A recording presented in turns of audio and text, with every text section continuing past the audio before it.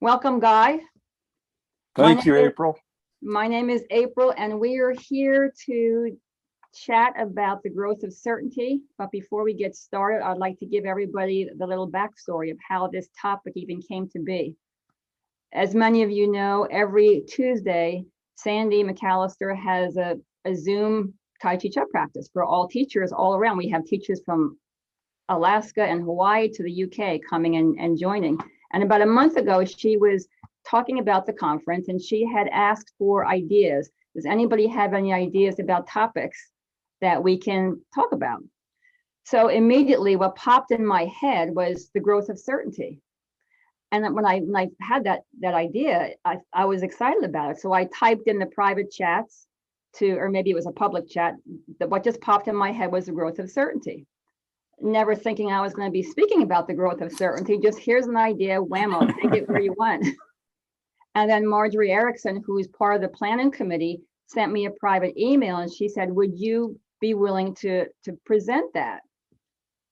And my Dantian said, sure. My personality said, oh, I don't know about that. But anyway, my Dantian said, go for it. So I said, yes, I will do that.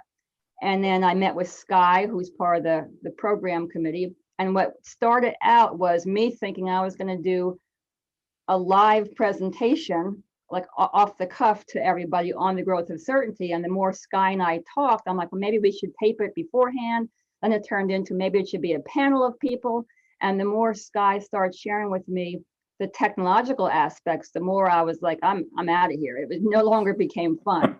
And as Sky and I are talking, who popped in my head was Guy Kent. I'm like, and I said to Sky, oh my gosh, Guy Kent just popped in my head. Maybe we should ask Guy to do this too. And I've seen Guy at conferences for 20 years or so. We may have had eye contact, maybe not. That was it. And Guy had emailed me a few years ago back and forth when we were doing the Philadelphia conference. And he had mentioned in one of his emails that he had meditated in the desert with Justin. And that just was really cool to me. So I reached out to Guy and I said, would you like to meet on Zoom? I have a little proposition. And lo and behold, he agreed. And we talked about the whole concept or the whole proposal. And he said, I'm in if you're in. So that's how we came to be here with this topic. So that's the backstory from my perspective. Guy, is there anything you want to add with this? Well, I appreciate the thought of inviting me to participate with you in this. I think it's a very interesting topic, as so many of Justin's koans were, of different things to contemplate. So I see this as an opportunity, not that I am any expert by any way, shape, or form on growth of certainty, but I am a participant in the Tai Chi Chup community. And so the fact that you reached out to me was a little flattering in that, why Guy? I have always seen you as one of the leaders of the Tai Chi Chup community on the East Coast. And so a little peon like me out here in New Mexico, what do I have to offer you? Wow. But let's take this as a conversation at a meal in a physical conference. You sit down, you somebody that you know something about, and you get to know them a little bit more. So my thought is, let's take this forward. Coincidentally, this is Sunday, March 28th, the 9th anniversary of Justin's death. And so that's a little bit of a coincidence. However, Justin often said there are no No such coincidences. thing. So let's hope we can channel something from Justin in this conversation. I think certainty, he certainly had certainty in the power of the Chih. He had certainty in the influence of Tai Chi Chih on personal growth and evolution. So I think you're a little bit more of a scholar on Justin than I am. Did you find anything that he had written about growth of certainty that you would start us off with? Guy, you're good. Well, it just so happens that after you and I spoke a week or so ago, I was paging through one of his books, Heightened Awareness, and lo and behold, there's a glossary in the back, and there's actually a definition of the growth of certainty. I mean, how cool is that? So I would like to read the audience. Before I do that, let me just back up a second and throw out to the audience a disclaimer, even though it's you and I speaking over a meal, in case anybody's eavesdropping, which they're more than welcome to. The disclaimer is this: if there's anything that I say that does not resonate as being true for you, dump it in the trash can. If it resonates, fine. If it doesn't, let it go. I'm just sharing with you my experiences, my sense of what the growth of certainty is to me, and maybe is in general, and that's it. So neither one of us, I think, has a certification that we graduated from the growth of certainty school. You know, we're all in this together, finding our way in the growth of certainty, sometimes with uncertainty. Okay, so here's a definition. Here's Justin's definition of the growth of certainty from the Heightened Awareness book. An expression coined by this writer and used in his book, Abandon Hope. It points to the certitude that gradually grows within one on a spiritual path, to where he comes to know what is right, what to do, and that he cannot be budged 1 inch from his path. Wow. Wow is right. We're done. We're done. We can wrap up, right? Okay, pass me the salt. We're done. So he mentions in this definition, abandon hope. So I just happen to have abandoned hope. And there are, for our eavesdropping audience, there are 2 chapters in this book on the growth of certainty. So for those folks who want to chew on something maybe more tangible or more concrete, here you go. Have at it. So that's my scholarly bit of I don't want to say a bit of trivia, tidbit on Justin. And yet I want to defer back to you, Guy, because I'm trying to behave myself on this video. When you refer to yourself, and thank you for that compliment of me being a leader on the East Coast. I had to stifle a eye roll, or like, you got to be kidding me. But well, how many teachers do we have in our ranks due to all of the accreditations that you have personally hosted? I'm not even counting, over 100. Oh, I don't know. Certainly. Anyway, having said that, when you referred to yourself as a peon with, I don't know if you said nothing to offer or very little to offer, I had to politely sit on my mouth and wait for you to finish before I say, are you freaking kidding me? You and everyone, I think, who lived and studied with Justin are a treasure trove and have a gold mine, a warehouse full of wisdom and awareness and knowledge and teachings that most of us just don't have. So my intention with this meal together with you is to, as a question arises, to say, well, what was that like? What was that like with you meditating with Justin in the desert? Or have you talked about the growth of certainty with Justin walking down the street? You said last week he always tried to tell us to follow our intuition. That was news to me. I didn't really know that. That was cool to hear.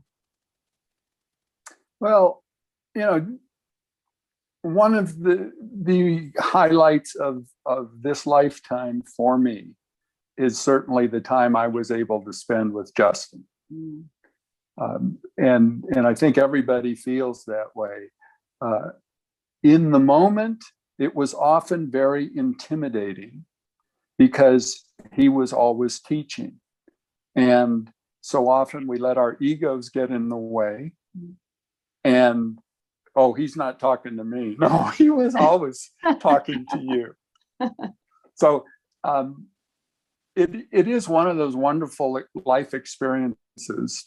And I would relate it back to my limited growth of certainty, in the sense that when I was first exposed to Tai Chi Chih in the fall of 1986, I knew there was something to it. Mm-hmm. And I found out that the gentleman that started it, Justin Stone, was still alive. And something at that time said, I'm going to meet that man. Wow. And so, through good fortune, however, looking back, part of the certainty says, none of us in the Tai Chi Chih community, and Justin said this frequently, is here by accident. So everyone listening to this that does Tai Chi Chih, either as a student or as a teacher, and we're always students, we're not here by accident. And that was one of the big takeaways for me from Justin is Tai Chi Chih and the Chi are a purpose for us to work through. So I may be rambling here, but with growth of certainty, you know, my word is it's slippery in that, like Justin says when he talks about Tai Chi Chih in the cassette tape CD audio, some sage's comment is, you know, by the eastern hedgerow, then blah, blah, blah. I get lost in no words. So for me, growth of certainty is something that you inherently know, much like Justin's quote, you cannot waver from your purpose. But when you try to put it in words, it doesn't come out. You can't ever do it justice. But it is that wholeness, that warmness, that peace, that confidence that develops, and it comes and goes, like the yin and yang of life, right? Yeah. So anyway, I've been rambling. What are your thoughts on growth of certainty when you were kind of contemplating what we might discuss? When I think about the growth of certainty,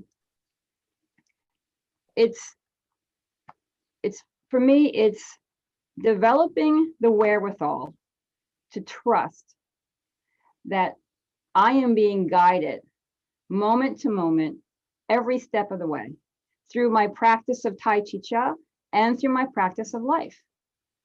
And for me, I cannot think about the growth of certainty without bringing in prana. You know, and as we all know, Justin said about prana, there is within you that which knows. And that is our teacher. And that is our true teacher. So that resonates deeply with me when I allow it to. And I believe that our Dantian is, as we all know, that it's the storehouse of Chih. It's the center of the body. It's the engine behind every flow, every move in Tai Chi Chih. It's, I think, our GPS. And we are receiving guidance 24/7 from the Dantian. And I think we have a leg up on Joe and Jane Public because we know we have a Dantian. And we know how to ground, and we know how to. I'm going to get a t-shirt that says befriend your Dantian. So for me, there's a constant program that's running. There's a life program and a Dantian program. And no matter what's going on in life, it's like it probably is instinctively. I run it past the Dantian, and there's a little Geiger counter that's does like this. And when it starts doing this, I pay closer attention, even when it starts doing this. So to me, cultivating that relationship, that conscious relationship with the communication from and with the Dantian, I think strengthens and enhances the growth of certainty. Does that make sense? I love your connection there, tying the Dantian as the seat of intuition.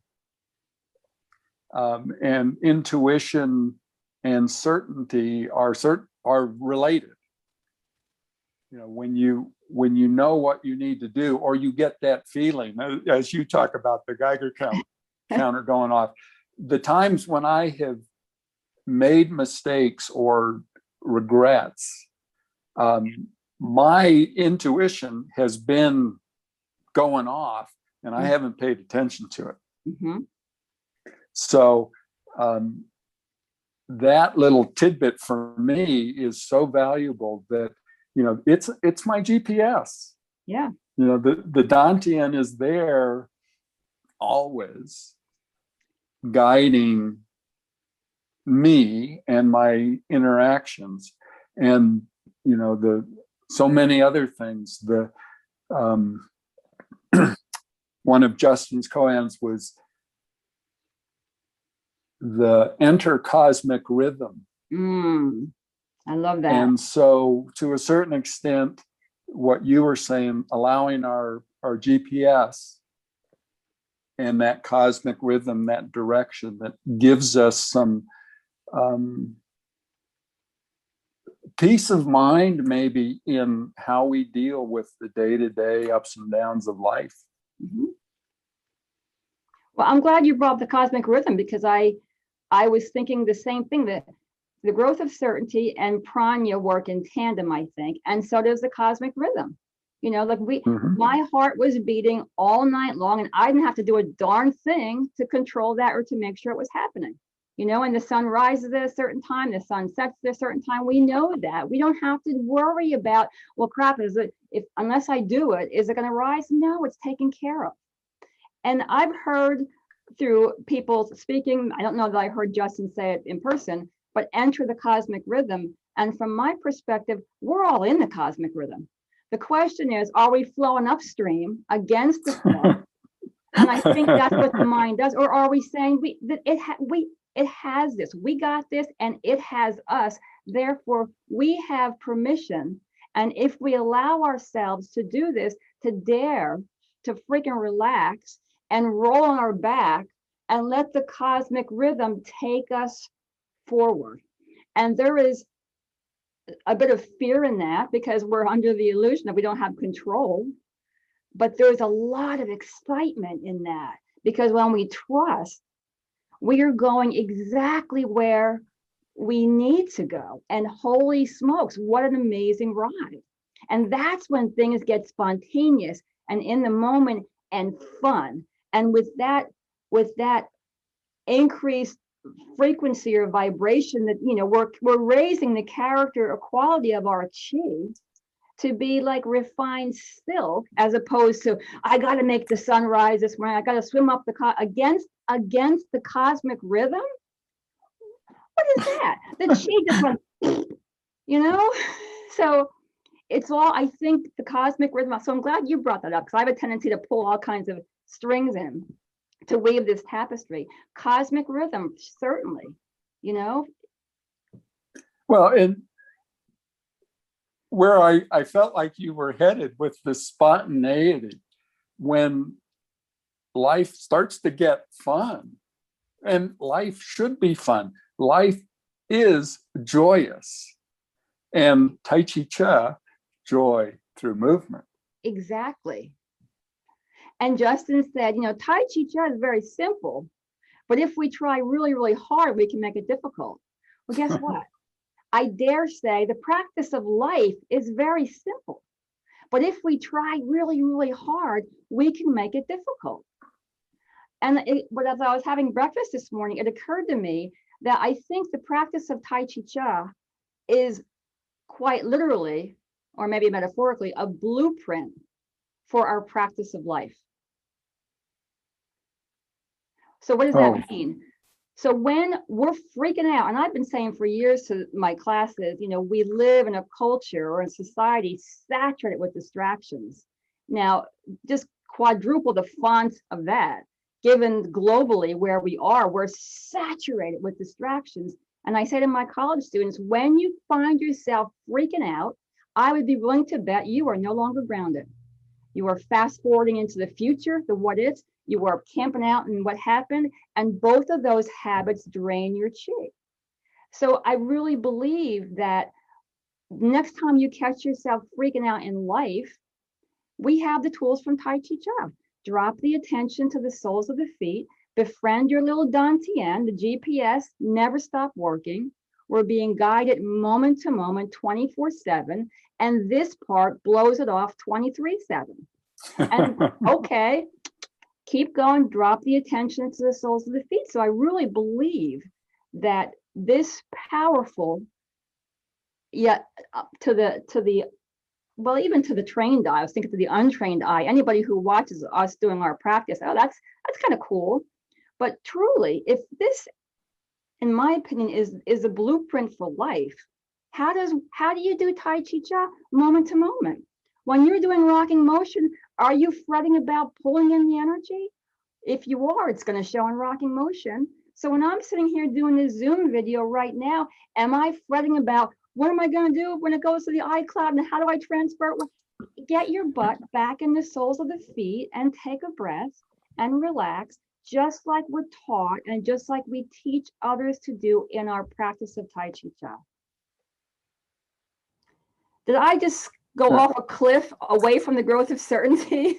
No, it was absolutely perfect in what we're working with. Starts, what did you say? Befriend your dantian? Befriend your dantian, people, yeah. and allow that to guide you. And Justin had that certainty that he provided us with the tools to handle what comes at us. One of the words I heard earlier was, we want to control. We feel like we need to control. And I go back to, and I am not good on verbatim quotes, but Justin visited Paul Reps, I want to say in the Seattle area. Okay. And Paul Reps sat him down and said, "So you've been on this path for 30 years. What have you learned?" And Justin said, "Well, I've really learned that there wasn't anything to be done." Mm. And Reps said, "But if you hadn't spent the last 30 years doing that, would you know that?" Yeah. And so tying back to, John and Jane Public don't know their dantian. We in the Tai Chi Cha community have befriended our dantian, and now we've got to learn to trust it. Yes. 24/7. Yes.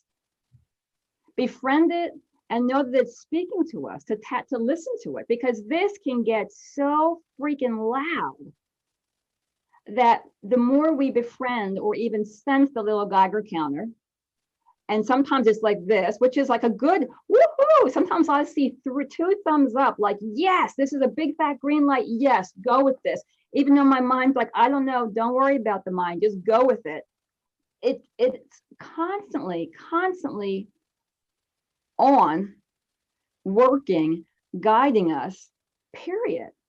And when you said when things come at us in life, the image I had was, well, if you're flowing in the cosmic rhythm, nothing's coming at you. If you're swimming against the cosmic rhythm, all kinds of stuff is coming at you. So maybe when life is coming at us, it's an invitation to say, remember the soles of the feet? Let's go there. And let's take a breath and let's befriend our Dantian and let's breathe. And all of a sudden, nothing is coming at us because we've rolled on our back and we're flowing with the cosmic rhythm. Yeah, I love that visual. When you feel like life is coming at you, turn around. You're swimming upstream. Yeah, you're swimming upstream. That's an excellent idea. And now the challenge for us is to remember that when life is coming at us. And eventually we'll get it. And if we don't, eventually we'll get it. The event may be a little bit longer than we would like, but oh, that's right, I gotta get grounded. You know, one of the things I had my college students do is I say, this is your 24/7 homework, or at least when you're awake. I want you to say to yourself mentally, I feel the feet touching the floor. I feel the feet touching the floor until, holy crap, I actually feel the feet touching the floor. And one student a few semesters ago, they write in their little journals, one student a few semesters ago said to me, it literally took her a week to actually feel her feet touching the floor. And holy smokes, what does that tell you where people can be? And quite frankly, we're taught to be up here. We're taught that. You know, this is between me and you and the salt shaker. I would love to get a big old wrecking ball and like bash into the educational system, and let's introduce the concept of wisdom and the Dantian, you know, our storehouse of energy that has an intellect or an intelligence far beyond what happens up here. And not to chop this off and toss it in the trash can, but to know that there's a relationship, a partnership between prana and the intellect, and they work together. That's great. There's a lot to process there for me, but you're spot on, April. And again, you know, you're going to deflect and say, no, it's not me, but it is prana speaking through you in this moment, providing these ideas and concepts for us to chew on and that's why we come together as a community, mm-hmm. is to get these different perspectives that we all come about. Another one of the terms that Justin used that I like is signposts. Oh. So what are the signposts that come in your life that maybe indicate these points of time when there was growth of certainty? And I think as I was thinking about, you know, what do you talk about? Growth of certainty is not a point to achieve. It is a continuum of, and I'm going to take from this conversation, it is getting to befriend your Dantian on more attentive and aware basis 24/7, not okay, I'm doing my Tai Chi Chih, or I got a little bit of time when I'm not pressured, I'm standing in the grocery line, I can get in my feet or whatever. It's, you know, let's get there all the time and see what happens. Yes, we carry our Dantians with us all the time. And for so many conferences, I think we Tai Chi Chih teachers really talk a good game, and I mean that in a respectful way. We talk a good game when it comes to Tai Chi Chih, the practice of Tai Chi Chih. And so many times in the conferences, my big mouth mind would say, and life, and the practice of life too, and life too. And what you're saying about Tai Chi Chih, I felt that from the first morning of the week-long accreditation. It's like, holy crap, one's a microcosm, one's a macrocosm. They're so interconnected. It was so It was just very clear. So when people are really excited about Tai Chi Cha, I so want to say, and life, people, because we have the blueprint in the practice of Tai Chi Cha. And thank you for saying my prana is spot on for you. Well, but your prana, every single one of us has prana, and every single one of us has the ability to utilize it and to access it and to trust it or not. But all of us have nuggets of gold in the Dantian, in prana. All of us do. We're all gurus for ourselves in terms of what gold nuggets does prana have for each and every one of us. So again, I like to plow out the playing field. We're all in this same playing field here, and all of us has prana that I think is spot on for us as individuals. So my little prana is high five, and your little prana, my little Dantian is like, yay, you know, we all have this wisdom and the intelligence of Chih, which far surpasses the little human intellect that thinks it knows what it's doing. All of us have that. Yeah. Yet we all have an ego. We all have self-doubt. We all have to deal with that. I think back to Justin's comment, and I'm again, it's probably in the audio, of why would you doubt your own experience? So I would like to think we all take forward. Could that have been certainty? Could that have been a little glimmer of enlightenment? For you, absolutely, positively. You know, the universe is speaking through the Dantian, through prana, through whatever, that you are worthy of growth of certainty. We have the tools. Justin emphasized that so often. You know, Tai Chi Cha is the tool to so much. I also tell people, Justin's comment was, should I meditate? And he would say, I don't know, but you should do Tai Chi Cha. Wow, that's big. Yeah, that's a huge one. So, yes, going back to what you said at the beginning, I was so fortunate to meditate with Justin in the desert and in his home. That's something that, you know, is absolutely priceless. Yet there were people that did not get invited to meditate at Justin's house, but you know, they came to Justin through Tai Chi Cha. So use Tai Chi Cha first and foremost in your evolution and your development of growth of certainty that we're chatting about. Do you have any concluding comments? I don't want to bore our audience. This is so much fun, as all conferences tend to be, with the people that you meet. You know, Justin's comment was, you meet the nicest people through Tai Chi Cha. Yeah. So, well, and I'm very excited to meet you in person at the next conference in person. I'm like, God, let's have a meal together. Like I'm so excited to have that physical in-person interaction with you. and do you think we could hug? I absolutely think we can hug. It's been a year without hugs. It's driving us crazy. So do I have any closing comments? Just to repeat, because this is just a very strong sense I have for me, that the practice of Tai Chi Cha is a blueprint for the practice of life.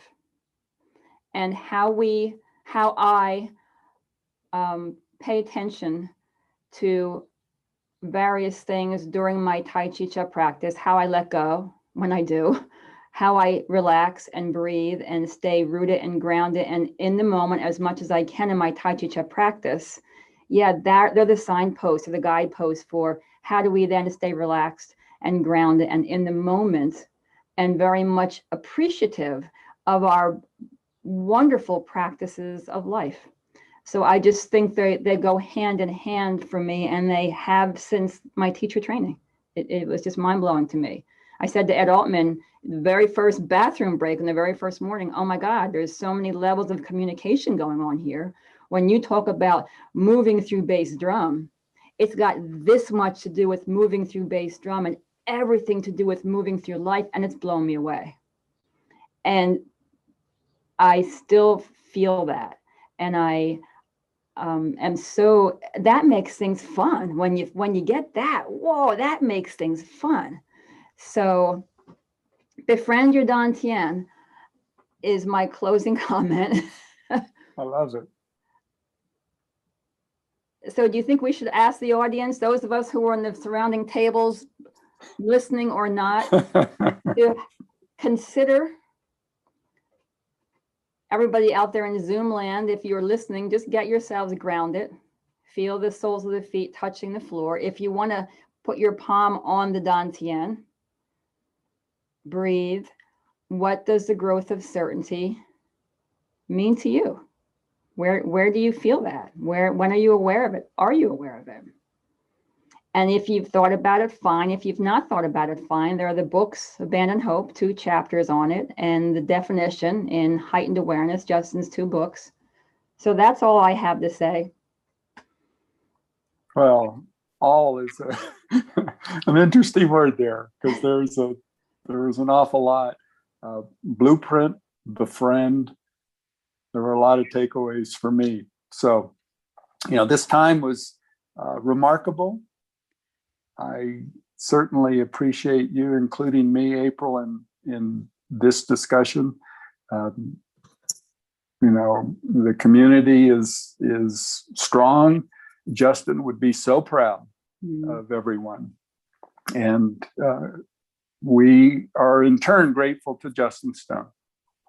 And I want to thank you, Guy, for coming on board with this. And I really would like to say, gee whiz, I would love for you to go solo for another 45 minutes. You go solo and me zip it, and you share all of your Justin, or not all, but the Justin stories and experiences that pop up. I really feel like, well, gee whiz, that what you shared about Justin felt like a teaser to me. I want to hear more about that.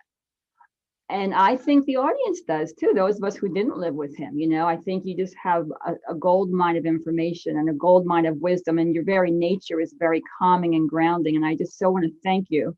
And I appreciate you for coming on board, as I just threw this out to you through divine intervention. I don't know. It just popped in my head unbeknownst to me, but they know what's going on. The cosmic world knows what's going on. So I just want to thank you and appreciate the fact that you signed up. You joined me in this as we walked side by side together forward in this topic. So thank you from the bottom of my heart, Guy. I really appreciate that. Likewise, April. It's a real treat. Look forward to seeing you in person soon. Me too. Thank you very much. And I will see you when I see you. Sounds great. Thanks, everyone. Thank you. Whew, okay, I just pushed it off. It's done recording. 38 minutes and 20 seconds. Wow. How about that? Wow, see, that was pretty darn good. You know what, though, Guy? I feel like I did so much of the freaking yapping. And I feel like you have so much wisdom to share. And I feel like, I don't know. I just feel like I feel like April, you step aside and let Guy talk, Well, no, I was going to say, but your conclusion was great. The only thing that I was going to say that I chose not to was Justin's writings are so much just like he was talking. Mm-hmm. So his writings are exactly what it was like to sit in his living room and listen to him. So everyone has access to it. Yeah, we get wrapped up in the physical nature of being there and knowing that he's breathing and his heart is beating, et cetera, et cetera. Well, that's no longer the case. But what he left behind was just who he was. Mm-hmm. Yeah. And so I encourage people, and you know, read his books. That was Justin. There's no ghostwriter there. That was Justin. I've read, I think, all of his books, and I say to everybody who lives in Albuquerque, I feel like when you're in the desert with Justin, and there are times where he's teaching and possibly intimidating, deliberately or not, there are, I'm sure, also moments of just the two of you being, no speaking, and yet still teaching. A two-way communication, sometimes a one-way communication, sometimes a flick on the forehead, no words spoken, an eye contact, a smile, a nod.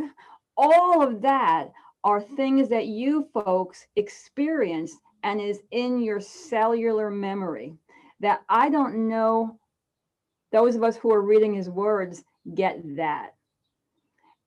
And to me, I think, no offense, Justin, he's heard me say this a million times, you know, his books, for those of us who didn't experience him to the extent that you guys did, his books are almost to me like an outline.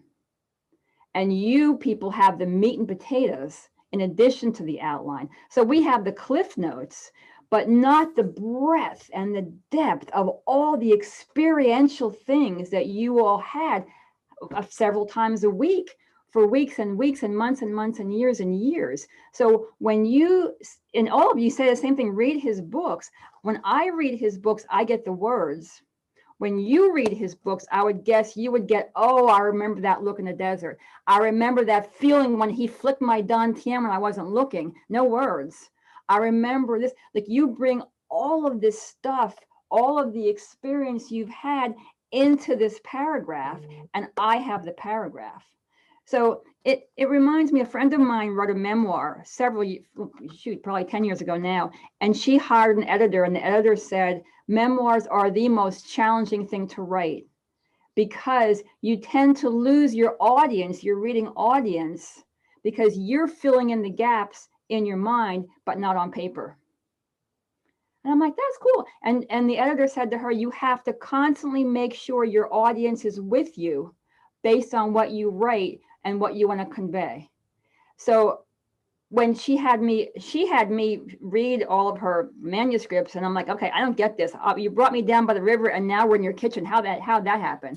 In her mind, she knew what was going on, so she lost me. She lost her audience, and I think that's the distinction, because for years and years, I'm thinking, you know, people would rave about Justin's books, and I bought them all. I'm thinking, is it me? What? Like, they're okay. Some of them are better than others, and some of them I like more than others. But I'm like, I'm just not getting. I'm not getting the excitement. I don't know what the disconnect is. Maybe it's just me. Maybe I'm just dense. For years, I thought that, and I'm like, I don't feel the enthusiasm, and I tried. So and then it occurred to me a few years ago, I think that's the difference. I think that you bring his life experiences. Words don't teach, experiences do. You all have the personal experiences in addition to this. We have this, which isn't nothing. And maybe I'm being very blasphemous here. I mean, my intention is not to be disrespectful at all, but I really wonder if, and maybe it's just my shtick. I don't know. Maybe I'm just confessing my shtick about, you know, I don't know. There's a whole lot of that's just my sense of it. And maybe it's time for me to go back and read his books, you know, which are very conversational. I feel him for sure, but I'm wondering if the added volumes of archives, experiential archives, not just factual archives, experiential archives that are untouchable, and I bet at many times ineffable, is something that you have right along with you as you read his words.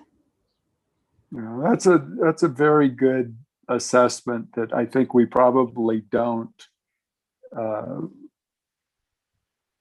appreciate having it. Justin was so much of our life between 1993 when he moved to Albuquerque and 2012. We had essentially 17 years before he kind of started to decline of, just that kind of vibrational resonance with Justin. Yes. And I can appreciate your perspective on that. Justin would say during meditation, because the meditations at Justin's house were very deep, and he would say, that he would look around the room and he could tell where people were in their meditation. That's amazing. I don't fully appreciate what that meant. But I think it was not so much a physical opening your eyes and looking at people and their postures. It was tuning in and saying, yeah, Carmen's here, Connie's here. Okay. Jim's there. Okay.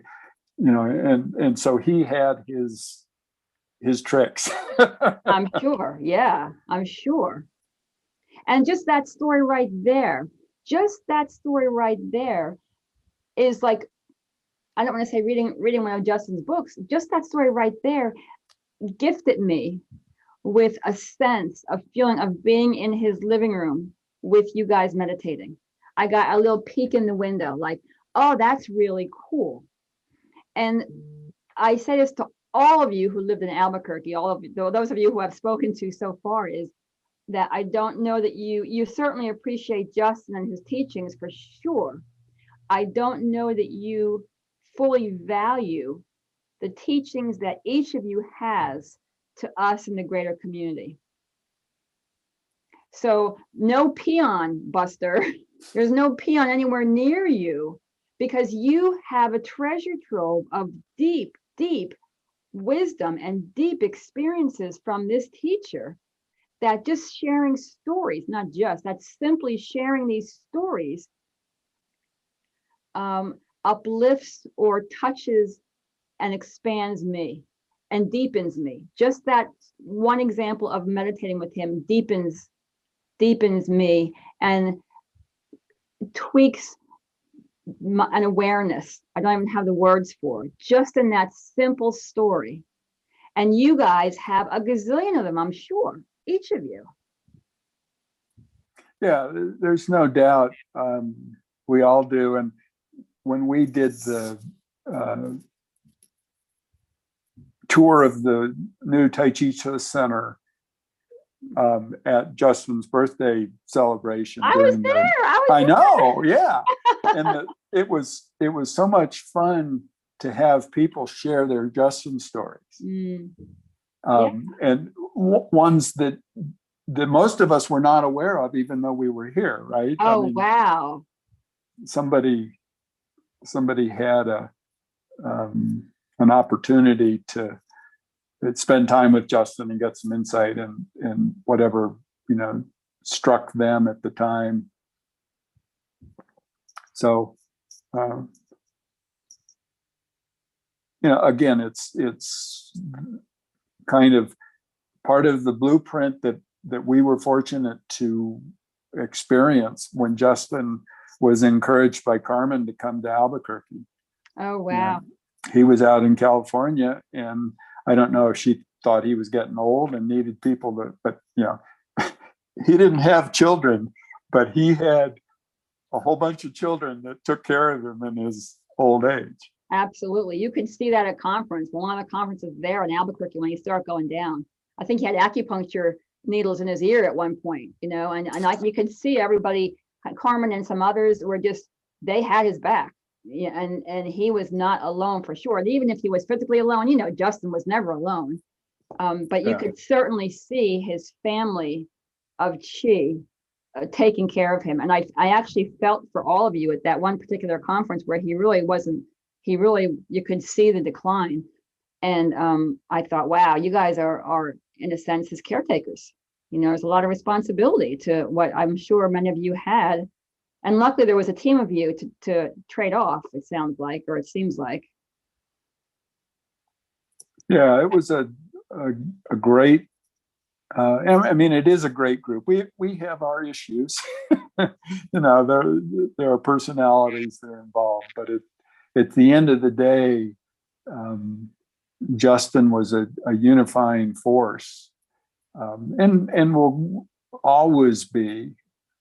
And I think, as you pointed out, we need to share our experiences for what they are.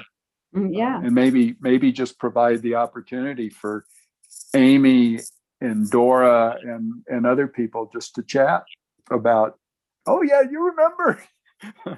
And Guy, add him to the list. Well, yeah, I'm not worthy.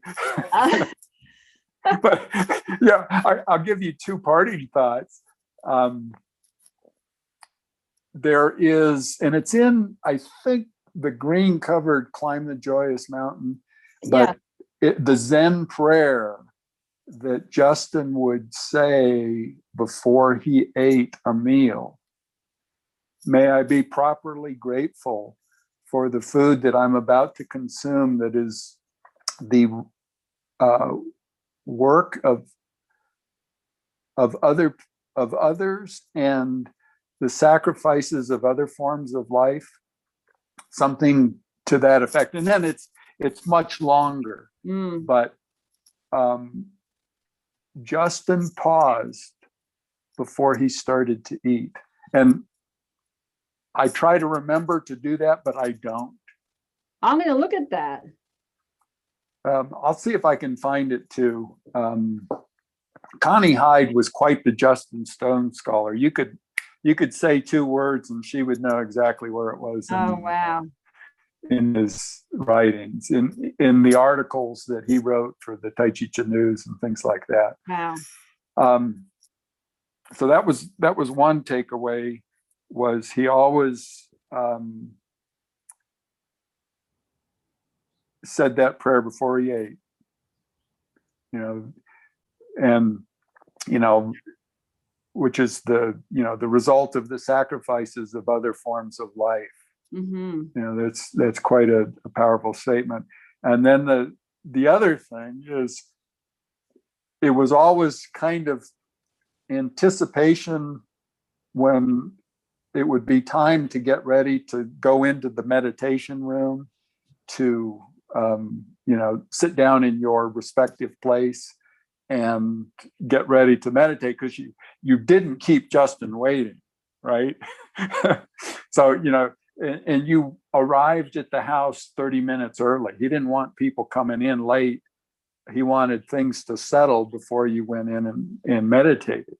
Mm-hmm. So very kind of anticipatory to get to meditate at Justin's, right?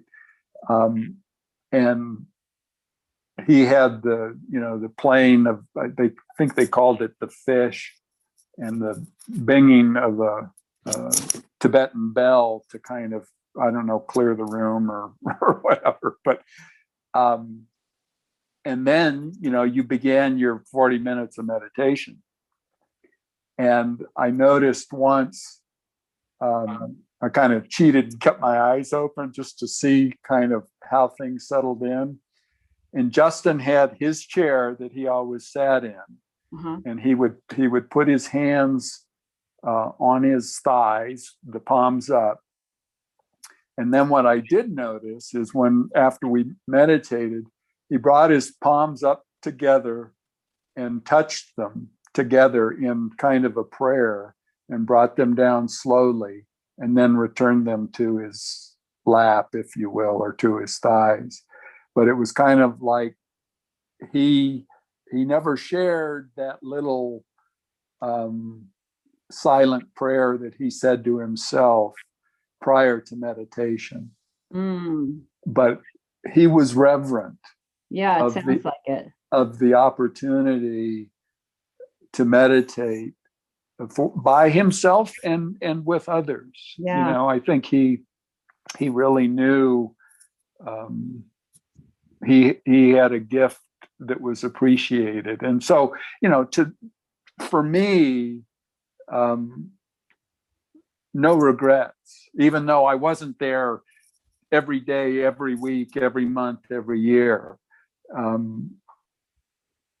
No regrets knowing Justin Stone, or for Justin Stone in what he accomplished in his lifetime. Mm-hmm. Wow. That's beautiful. Thank you for sharing that, Guy. Well,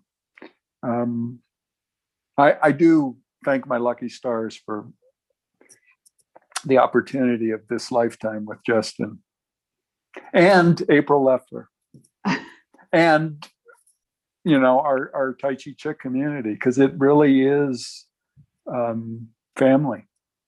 Absolutely. Absolutely. It has been a pleasure.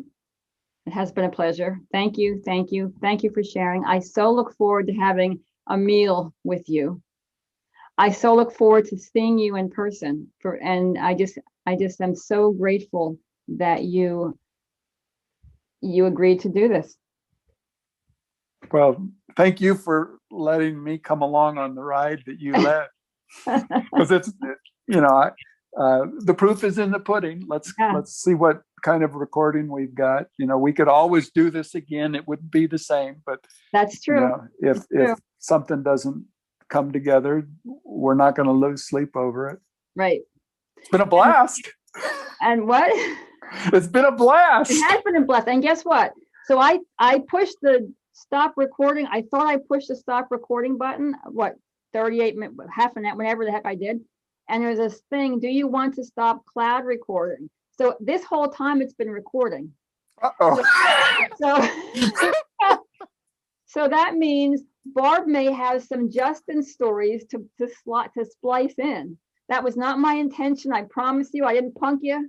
It's still recording as we speak. So as you're telling your Justin stories, I'm like, this is still recording. And you know what? She may decide to splice these in too. And because I think I just want I want the audience to hear you. I don't want to take over, and I feel like I did a lot of talking and you know, zip it, April. Just freaking zip it and let somebody else talk. So no, I thought the interaction was great. You know, your stories were very natural. It was fun. It was fun to be on this end. It was fun. It was fun for me too. Yeah, it was fun. I just need to quiet the mind down after the fact, you know. Like, April, you should be quiet. No, just knock it off. Get in the soles of your feet, April. Befriend your little Dantian and breathe. You gave a lot of nuggets for people to chew on in your descriptions. So that was fun. That was a lot of fun. Well, thank you. It was fun for me too. And you have such a calming way about you. Grounding and for sure, grounding and calming from all the way out in New Mexico. I'm seeing it. I'm feeling this calming. No matter where I go, if I'm leaning into the camera or doing all this crazy stuff, and then here you are, this steady anchor, like, oh God, okay, got it. Thank you. So that I felt a recipient of that gift of yours, to not go too far out in space, to stay here, you know. Well, let's see what we got. If you need any help, we can chat through it. Okay. Figure it out together. I'm suspecting that you'll have, you know, an email or a file that you can link to. So okay. Well, officially stop the recording. It says, do you want to stop the recording? Yes or cancel. So let me push yes, unless you have any more Justin stories. I might keep it rolling. No, we'll save those for later. Let's leave it. Let's leave a teaser. All right, I'm going to stop recording and then see what I can figure out, and that's it. I'll be in touch. Hopefully, I intend for it to be clear, joyful and effortless. So stop recording.